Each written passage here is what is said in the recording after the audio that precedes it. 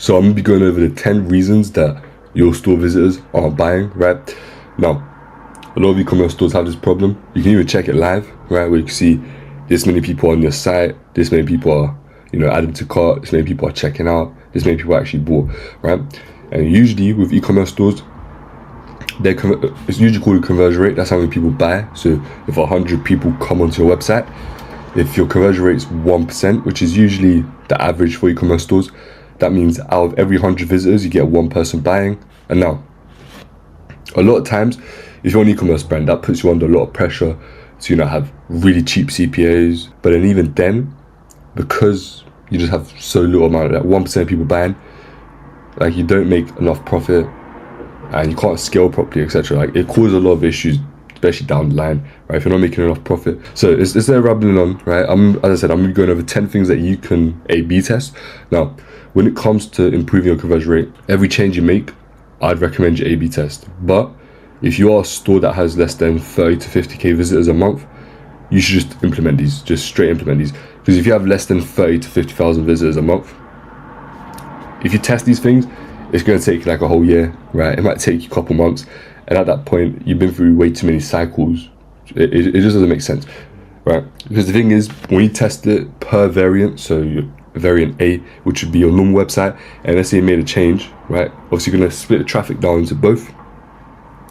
And when you do that, you need enough traffic on both to actually have statistical significance within the result. Otherwise, it might have a false positive or a false negative. It's a lot of technical terms, right?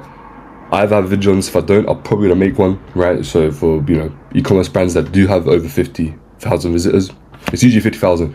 30,000 you can still get away with, right? A month.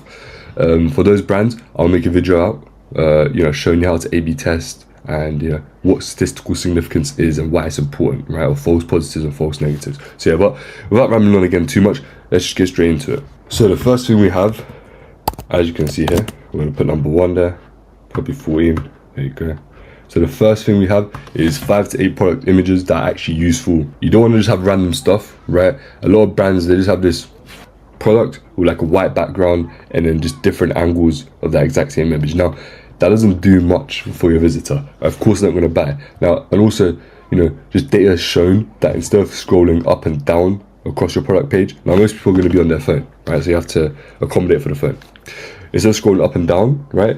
They usually want to scroll left, right, which is your product images, right? So what you want to do is you want to have your key information on your product images, right? So you'd want to include stuff like, let me give you an example, your unique selling points within a product image. We include a testimonial within the product image, and those tend to work really well. So stop having plain product images. You want to actually have some substance within your images where it's actually useful for the visitor, not just different angles of the same product. They don't need that. As you can see, next we have 2 to 3 benefits above the fold. Now, what above the fold is, so I'm gonna give you an example on the phone, right? So if I was to go on mobile view right here, as you can see, this is Apple, right? So above the fold is this section right here. So if I have to scroll, this section that I see when I scroll, that's not above the fold. So above the fold is basically the section you see before you have to scroll. So you wanna have 3 to 4 unique selling points above the fold on your product page. That way, people can actually see it, because there's a statistic that says, I think I mentioned this later on, but there's a statistic that's something like, I think 80%, sometimes 80% of people don't scroll below the fold, right? So that means only 20%, so 1 out of 5 people are actually seeing all your information. So if you have information that you want everyone to see, you want to make sure to have that above the fold. Otherwise, only 20% of people are going to be seeing it, like potentially 20%. Sometimes it could be 40, 50%, still good, but that's still half your customers that aren't seeing key information. And if that information is required for them to buy and they're not seeing it, or majority of your customers aren't seeing it, it's no wonder they don't buy and you have a conversion rate of 1% or less, right? You want to have a conversion rate, I didn't mention this, but you want to have a conversion rate of ideally 3 to 4%. That way, you actually, you don't have to worry about anything. Your profit margins are good, your cost per acquisition doesn't have to be too low, right? And you're breezing through e-commerce, and it's a much better time to have 3-4% conversion rate. And it's A/B testing these. The whole point of A/B testing these is to get to that 3 to 4%. And obviously, it's going to take time. So you want to, as I said, you want to have 3 to 4 benefits above the fold. This can be anything. It could be your money back guarantee. So sometimes we have supplements, for example. It's like if it doesn't work within 90 days, we have a 90-day guarantee. But if it doesn't work within 90 days, you can have your money back. So yeah, stuff like that. Or you can talk about, it's 100% natural, whatever your unique selling points are. Now there are times where you might not want to put these, right? If you're a fashion brand that relies on people just looking at a product, maybe the status of it, stuff like that, and that's why they buy it, not because of logical reasons, you might not want to activate the logical side of their brain, so you might not have any benefits at all. And this goes for your entire website, really. So that's something to keep in mind. If you have a fashion, it could be other brands as well, but mainly fashion brands where it's not really a logical purchase. People are just paying, let's say, a decent, like a high price tag, just because of it's from this brand, or just looks cool, whatever, right? If they're just doing it based on product, if it's not for a logical reason, then you don't want to have benefits anywhere, not just above the fold. So, because if you have them, it's going to start activating if you're like, start talking about 100% natural or whatever, right?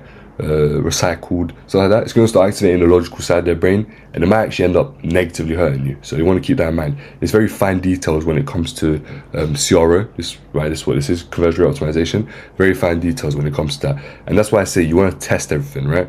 But obviously, as I said, you have to have 30 to 50,000 visitors to be able to do that. Now, a quick tip that I forgot to mention is, I'm going to get off of this. When you are, obviously I said you have to have it above the fold, but you're like, okay, different phones do have different dimensions, right? But the most popular dimension, right, you can actually go and double check this within your Google Analytics. If you go to Google Analytics, check devices, I think it's devices or device dimensions, something like that, it will tell you what the most popular dimension is. Now, usually, I'd say over 50% of your traffic is going to be within these dimensions, which is the iPhone 12 Pro, iPhone 13 Pro, 14, I think. 15 as well, right? Which is 390 by 844, right? That's what you want to customize your website on when you're making changes. So yeah, just thought I'd mention that as well. Now, third, we have adding split payment options. Now, come with that. Nowadays, everything, even I've seen split payment options for food, that's just insane. But point is, it's everywhere, right? So if you, as a brand, don't have the split payment options, so stuff like Klarna, or it could be, I think ShopPay have their own one. If you don't have these, you're missing out, right? Because there's a lot of people that just prefer that way, even if they have enough money. It's just that they prefer just paying it that way. So if you don't have these split payment options, right, you're alienating that side of the customer base. And believe me, within online shopping, that's a large segment of customers that you're just saying no to, basically. You're saying, you can't buy from us. So that's basically what you're saying. So if you're putting it into that way, you can see why your conversion rate is so low and why you have a lot of visitors, but they're not buying. It's because to majority of them, you're saying no, you shouldn't buy from us because you don't have split payment options. It's so common nowadays, and you not having it makes it weird. It's kind of like how Amazon have free shipping, right? So then, because it's so common now, a lot of brands have it as well. If you don't have that option, it could be seen as kind of weird. So yeah, and you're alienating that customer base. So my recommendation is have at least one split payment option. So it could be Klarna, I think it's ClearPay, multiple more. I think Shopify have their own one, as I said. Make sure to have, if you want it, all of them, right? Just so you can actually cater to every customer. Because remember, why would this customer trying to pay you? Why are you're technically just saying no to them, straight out no, by not having these options. So yeah, biggest recommendation is to have split payment options. I don't even think you need to A/B test that, because what is going to be the downside, right? So definitely recommend that. Now, 4 is forget the fancy variant names. Now I see this way too often, right? Where brands, unless you're a really established big brand, you're not going to get away with this. Obviously, you can do it, right? No one's stopping you, but it's just not going to lead to as much conversions as you would otherwise get if you had variant names that actually were relevant to what the product is. So I'll give you an example of what this is, because it might be a bit vague. Let's say you have a product, a cream, right? And you have different variants. One might be for eczema, one might be for pimples, stuff like that, right? Now, if you call these stuff like I'm gonna give some very funny names here, but if you call it something like the beautiful cream and wonderful cream, these are just examples. Now, because some companies have themes, right? So they might have like a Viking theme, so all their variants are like Viking names, stuff like that, right? Now let's say this one's beautiful and wonderful cream. Now, people look at that, now it might sound cool, maybe your website is bubbly and it fits the theme, but you look at that and imagine you have 10 variants instead of 2. I'm only giving you 2 here. They're looking at that and they're like, okay, these are wonderful names, that's the name of the cream, but these are great names, but I don't know which one does what. Now, that's just going to confuse the customer. There's a lot of variants to pick from. None of the variants make sense. Whereas if you had something like the pimple cream and eczema cream, it's a lot more clear. Now, it doesn't sound as cool, but you're not here to sound cool. You're here to make money, right? So if you want to improve your conversion rate, if you want to have more people buying, if you have variants, you want to name them something that's actually relevant to the product. If it's eczema cream, say it's eczema cream. Don't say the wonderful cream, or just a weird name that you include because it matches your theme, sounds cool. I get it. It's easy to fall into that trap, but I'm just saying it doesn't work as well. Especially if you have a ton of variants, right? One thing that you want to do is, so people have a cognitive load, right? If you fill up the cognitive load, there's a high chance that they're just going to get off the website. Now you don't want that, right? So if you have a ton of variants and these variants don't make any sense, there's a high chance that people are just going to look at it and be like, you know what, never mind, I can't be asked. You don't want to have that. You want to have them be like, oh look, this cream does that, this one does that, this one does that. Okay, I have eczema, I'm going to go for the eczema cream. That's what you want. Now, the next one is offer them a trial period, right? There's a reason every brand within multiple different niches you see nowadays offer free trials, and it's because it works, right? And it's kind of like the whole split payment option thing. Everyone's doing it, so if you're not doing it, people don't want to buy from you because you're just seen as the outlier, right? Like, split payment options are so common now that if you don't have split payment options, you're gonna have less people buying, right? Free shipping is so common now that if you don't have free shipping, you might have less people buying.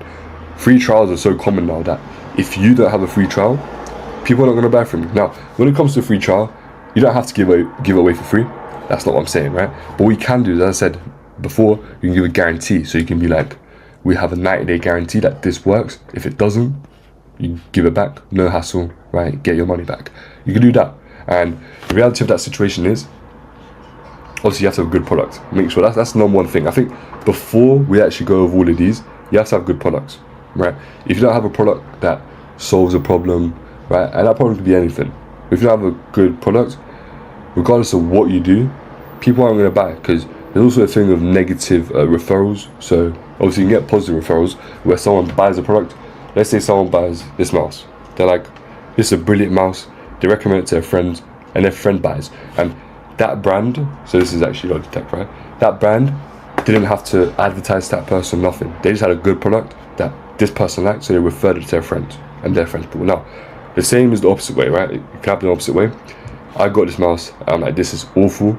And then my friend's like, oh, I'm gonna get that mouse. And you're like, no, don't get it, right? It's terrible. Now, that brand has just lost the customer. Right, so product is the most important thing. Now, the next thing is you offer them a trial period. It's like, this product works, and we're putting money where our mouth is. It's a free trial, technically. You get it. If it doesn't work, you get your money back. No hassle. All you would really have to do is just word it in a way that sounds like it's a free trial. So you could be like, try it on us for, let's say, 30 days. If you don't like it, you can return it, get a refund. No hassle, right? We usually actually test this. Sometimes we have 30 days. Sometimes we have less. But that's very rare, because what we've seen is that there's no benefit of having less. But majority of the time, we actually got up to 60, 90, 180. We even had one where we went up to 365 days. So a year return guarantee. And that worked really well, right? But of course, it depends on the product. Depends on the niche. Depends on your type of customers you have. So you're not going to be able to do that for every brand. So this is what I say. You have to test it. You can't just go ahead and be like, oh, 365 days, 1 year guarantee. My customers are going to love that. You never know. You're not, well, majority of the time you're not your customer, right? So the only way to actually truly know if it works is to test it, right? Now, you might be thinking, if I increase it to 365, or even if I increase it from 30 to 60, I'm gonna get, this sounds crazy, like I'm gonna get a ton more people returning. But what we've really seen is, and it makes sense logically, you don't get much more people returning. You might get maybe 1-2% increase, if that, right? But the amount of more people you can get buying, it could be 5% more people buying, 10% more people buying. So let's say the worst, absolute worst case scenario, you increased your return rate to your return policy to 365 days, right? A very long time. It's a whole entire year, right? They can return a product. Your returns go up by 2%. That's terrible. Like, you're like, oh no, 2%, quite a low returns, right? Because your returns should be low if you have a good product. Now, but on the other hand, your sales have increased by, let's say, 20%. That's still an 18% net positive, so that makes sense for you, right? But again, you might want to play around with it, test each, so you can test, let's say, 90 days. If that's working better than 30 days, cool. And you might want to test 180 days. If that's working better than 90, then you might be like, okay, let's try 365. It might turn out that 365, you're getting a ton more returns, which, as I said, it doesn't really happen. Think about it logically. Why, if someone's going to return, if you have that type of customer, if they're people that return, right? Even if you have it as, let's say, a 7-day return, which is really low, like really short period, those same people are going to be returning in 7 days rather than in 180 days or 60 days, right? Like, those same people are going to return regardless of how long the policy is. They're just going to return it within the day, right? You might get 1 or 2 people that are, if you have a 7 day so short, they might get 1 or 2 people that are like, oh damn, I missed the return period, which does happen. So when you have 30 days or 365 days, those people will still be able to return, but it's not going to be a significant amount compared to how much more people will be buying because of that policy they have. So it's a good one to think about, and we've actually done this and it's worked out really well, especially one brand, right? It worked amazingly, so it's definitely something I recommend you test or just apply straight out. Now the 6th one is having cart goals. Now before we get on to the obvious thing about cart goals, one thing that is not talked about enough is that having cart goals, it kind of gamifies the entire shopping experience, makes it less salesy, less serious, right? And that just kind of turns off the logical side of someone's brain. They add more stuff to cart, they spend more, blah blah. That's the side that people don't talk about when they have having cart goals. They can even make it look more like gamified with the design and stuff, right? So if whoever your coder is, they code it to look a bit nicer, cooler, more appealing to the eye, more gamey, right? And obviously the other side, the more obvious side, is that having cart goals obviously makes people spend more, right? Because they're like, okay, I'll spend 30, if I spend 50, I'm gonna get free shipping. If I spend 75, I'm gonna get this free t-shirt. If I spend 100, I get these pants, right? Free pants. So obviously it makes them spend more. Secondly, because they're unlocking all these things for free, they're much more likely to go through with a purchase because they're like, okay, I'm spending, let's say, 75, right? But first I get free shipping. I get all the items that I'm paying 75 for. And on top of that, I get this free t-shirt that I didn't even pay for, right? So now they're much more likely to go through the purchase. And on top of that, they're spending more. It's basically the best of both worlds, right? So one of the main metrics that you have in e-commerce, right, is going to be your, obviously your conversion rate is important, right? So conversion rate, and then you have your average order value as well. So how much each customer spends on average, right? So what having cart goals does, it usually increases both. It will increase your conversion rate, right? One side, it will increase your average order value. Combining these two, that's the key to having crazy profit margins. So more people are buying, and each person that buys is spending more. Like, you can't get any better than that. So having cart goals, if you don't have them already, I don't know why, but if you don't have cart goals, make sure to go apply that. You can either get an app or you can get it coded. So yeah, either works well. If I was to give an app recommendation for having cart goals, it'd probably be Rebuy, right? Rebuy is really good. There's a ton of other stuff as well. Not sponsored by them or anything, but I'd recommend them. Now number 7 is remove all unnecessary distractions. Now, a main one that I'm going to mention, and I'll get onto the actual point, is, for example, Shopify loves to add this, I think it's their shop button, so it's pay with shop. So below your add to cart, they'll have this thing called pay with shop, right? They want to turn that off. Of course, they have that there because I'm pretty sure they get a commission or a percentage if people pay through shop pay. So of course they're going to put that there. But what it does is it just distracts people, gives them more options. And as I was talking about cognitive load, again, it's just increasing the cognitive load of that person, making it much more likely that they just click off. You want to make it straightforward, right? They see the information they need. There's an add to cart button there. That's all that's pressed. To get to the next step, add to cart button, right? Bang, press that, get to the next step. You don't want to have all these other stuff. You don't want to have 2 buttons there, because now they're thinking, should I press the add to cart? Should I press pay with shop pay? Or I think it's pay with Apple Pay. Whilst they're thinking about that, they're like, you know what, just forget, right? That's usually what happens. So if you have that button, it's right below your add to cart button, for example, get rid of that straight away. If you actually go into any of the top brands, go ahead and look at them. For example, Udi, see if they have that button. Majority of them don't, and they actually use Shopify, but they make sure to turn that off. It's easy to turn it off. You just go, if you go into edit your store, click on the buy button, add to cart button, and it says there enable quick checkout, something like that. Untick that and it'll just go away. So yeah, but I highly recommend taking that away. And of course, it's not just that. If there's anything else that's not meant to be there, there's nothing. I think it's the share button. Shopify put this there as well. You don't need the share button right below your product. It's right around the add to cart as well. It's just going to distract people. If they really want to share it, they can by just copying the link, screenshot it. But yeah, it's just an extra button that you don't need. Get rid of that as well. And anything else of that sort, you want to get rid of as well. Don't distract the customer. Only have the information you need on the product page, especially, right? And the add to cart button so you can proceed to the next step, right? That's it. Don't have anything that's unnecessary. It's only going to make it more confusing and just fills up the cognitive load of the visitor and makes it much less likely that they buy. So anything that's unnecessary, I'm gonna try to draw this point in here because it's so important. Anything that's unnecessary, make sure to get rid of. I don't think you need to test that.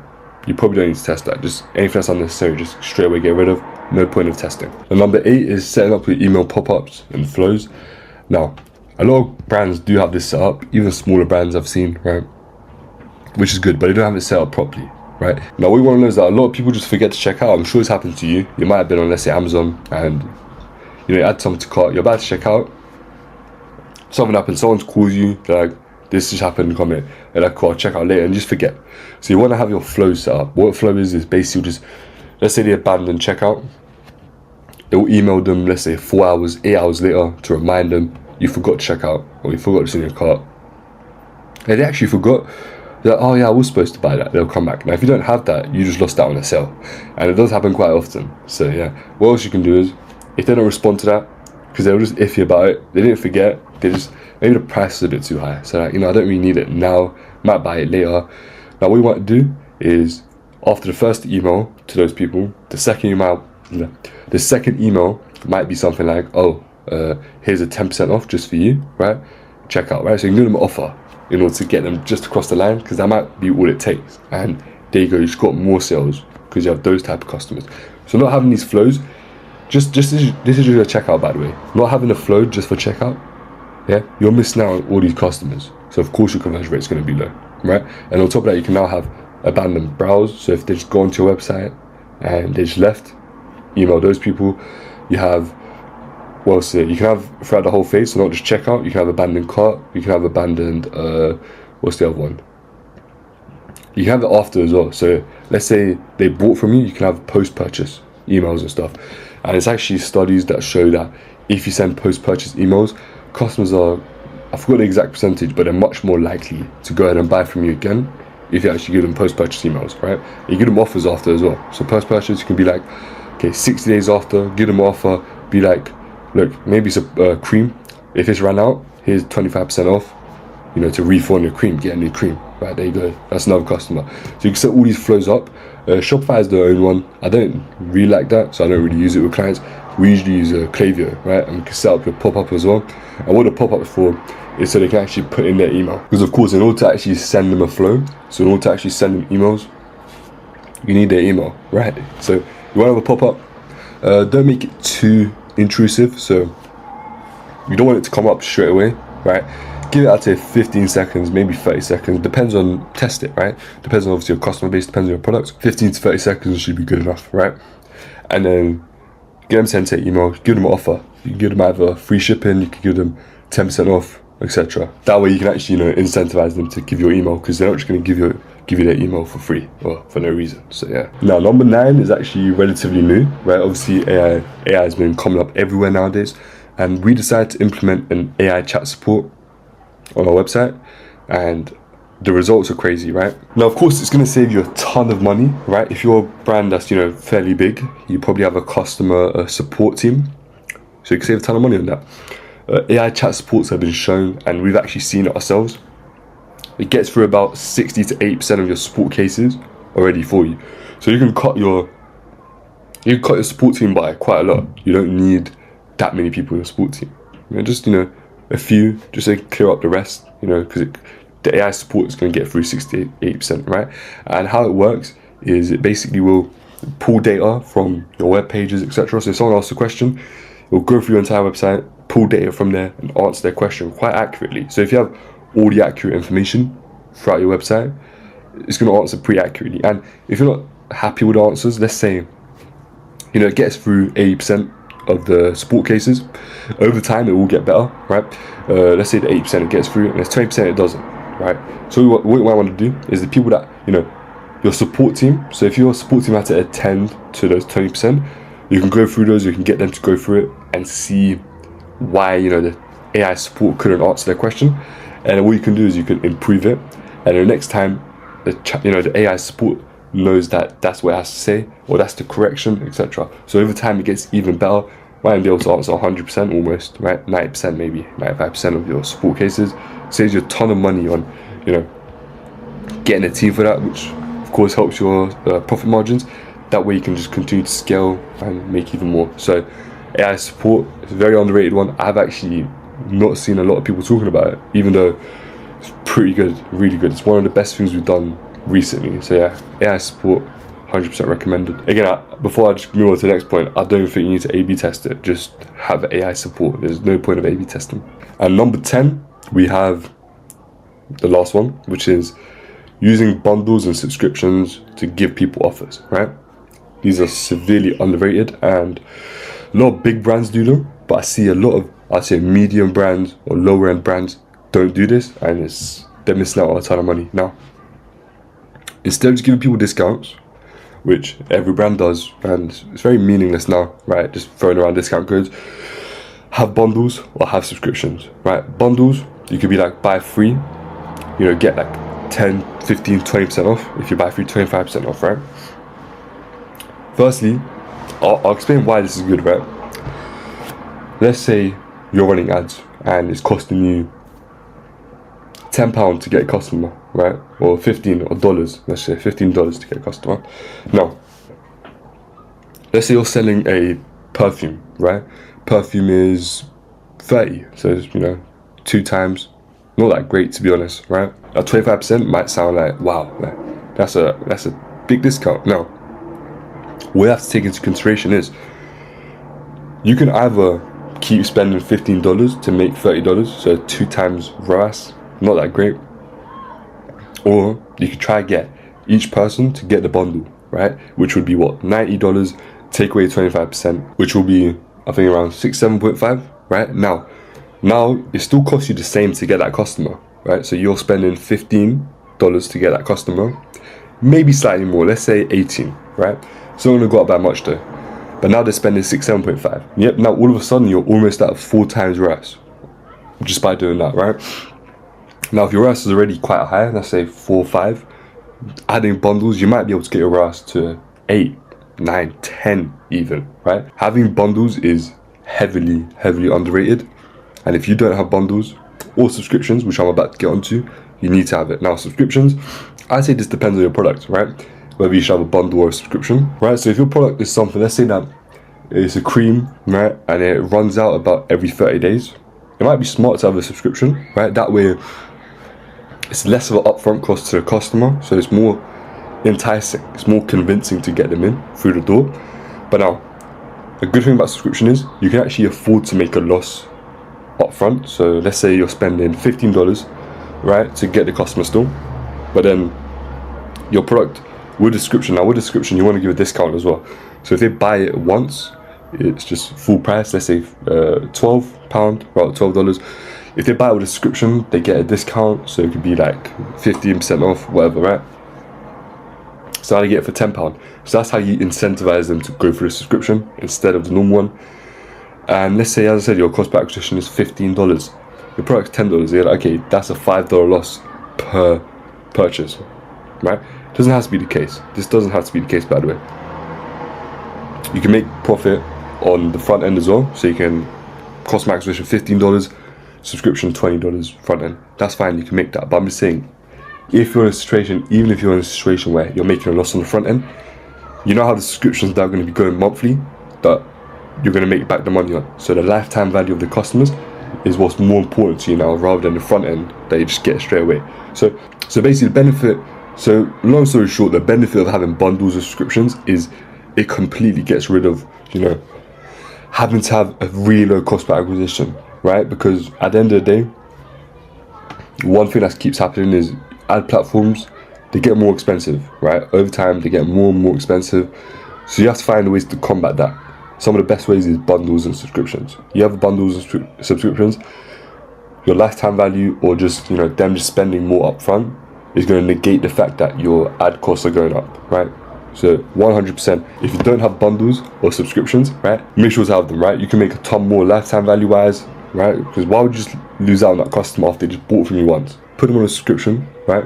Make a ton more from them. So yeah, you're just missing out a ton of money by not having either bundles or subscriptions. Now that's it. That's all 10 reasons. If you want an e-commerce brand with over 50,000 monthly visitors, and you need this, so everything I just showed you plus a ton more done for you, so you don't have to do it yourself, check out the link below the video. Subscribe, as I'll be posting a lot more content like this. I'll probably actually posting a follow-up video to this, so to show people how to A/B test, right? The correct way to do it, all the stuff that I mentioned at the beginning. If you like the video, there is a button for that, and of course comment any questions you have, because I'm gonna answer all of them. So if you do have any questions about anything to do with e-commerce, not other stuff, make sure to leave it down in the comments below, and I'll 100% make a video on it. So yeah, that's it for this video, and I'll see you guys next time.